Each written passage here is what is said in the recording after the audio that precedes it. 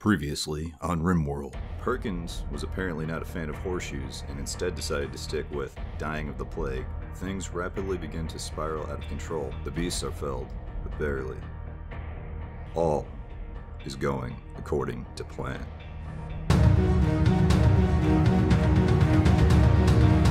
And now for the exciting conclusion. Perkins, you're alive. I thought we ate you. I got better. We must go. Our people need us. Don't you forget about me. Don't you forget about me. You know what they say, you can't make an omelet without breaking some eggs. Though in this case, the eggs are people, and we are making concentrated awesome. They say that the fundamentals are foundational for success. Well, I did the RimWorld equivalent of learning basic arithmetic before jumping into differential equations. And no, that does not add up. I decided to restart with a modestly sized mod list. I do not know what half of these mods do, nor do I recall the particular reasons as to why I downloaded most of them. I do know that my previous base failed because I did not have these mods, and not because I have the mental capacity of an inebriated giraffe.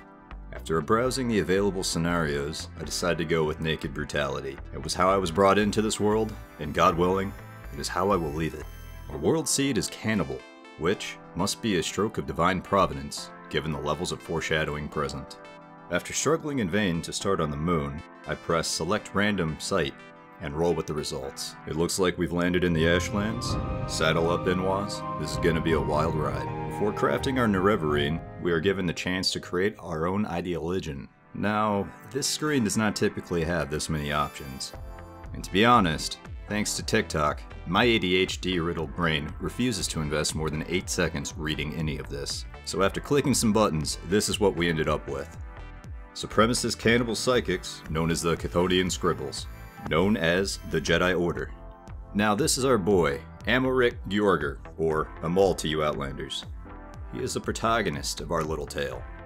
Born on a certain day to uncertain parents, blessed by the gods and destined for greatness. After undergoing routine surgery, Amal awakes in a drop pod crashing into a distant and unknown world. Much like in every minor operation I've experienced, Amal is left naked and covered in a mysterious goo.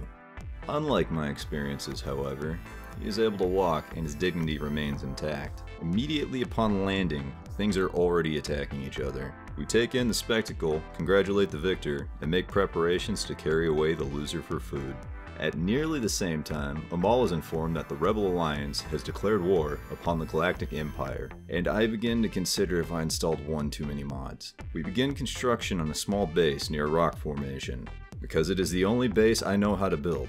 Since Amal didn't have the foresight to hide resources on or in his body, we were left with nothing to start with. To remedy this situation, I have him deconstruct nearby ruins in order to find building materials. Additionally, I prioritize setting up some growing zones for food in order to not starve this time, and also add in some zones for cotton for clothing production later on. There is no way all this planning will go to waste. Whilst planting the crops, Amal quickly begins to develop ash lung from the active ash storm in the biome. Despite the risk to his health, this man proceeds with his work, which is as admirable as it is stupid. Amal proceeds to confound me even further by deciding to cloud watch during the ash storm. What an absolute lad. Realizing that all my planning will go to waste if I let this mad lad catch Corporus, I channel my inner parent and order Amal to clean his room. To my dismay, it appears that I am raising an angsty teenager, as Amal proceeds to sweep for 3 seconds before attempting to kill himself outdoors and resumes cloud watching. Now, I get it. I'm no square.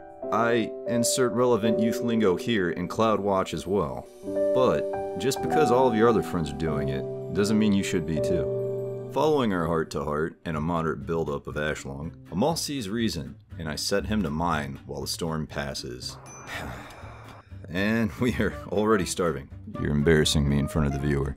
History may not repeat, but it sure in the hell does seem to rhyme. The ash storm finally ends, and Amal decides now is the time to start acting like a toddler, and put the first thing he sees in his mouth. In my infinite wisdom, I have been playing at max speed, and am now powerless to prevent him from catching food poisoning from the random fungus that he devours. RimWorld is truly the greatest parental simulator of all time. Before Amal can complete sowing the remaining crops, we are informed of a mad kwama in the area.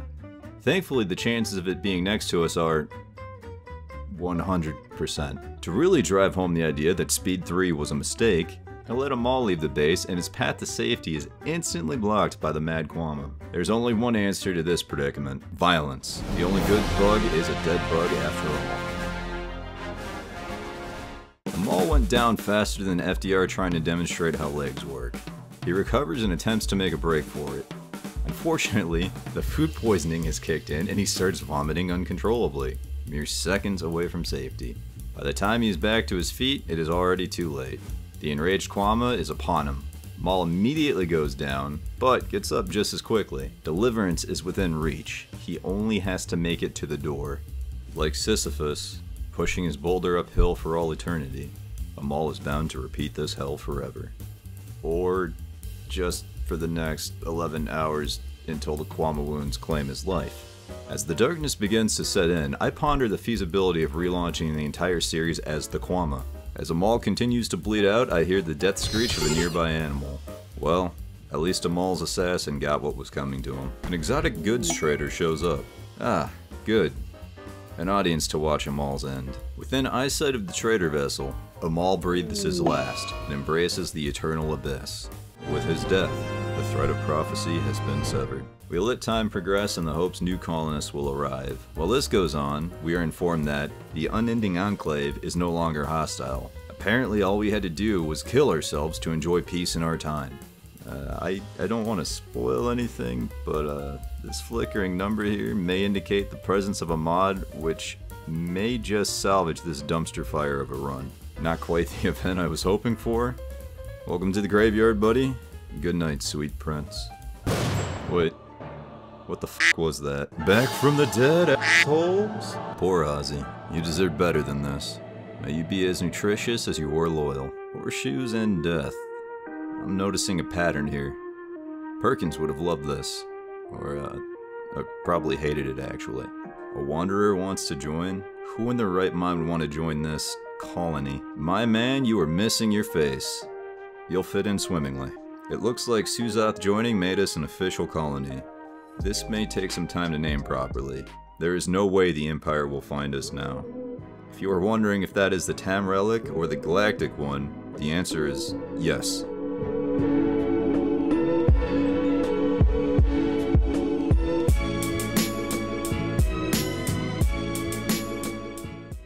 In my infinite wisdom, I have been playing at max speed and am powerless to prevent him from catching food poison. Oh my god. I wrote this like a idiot.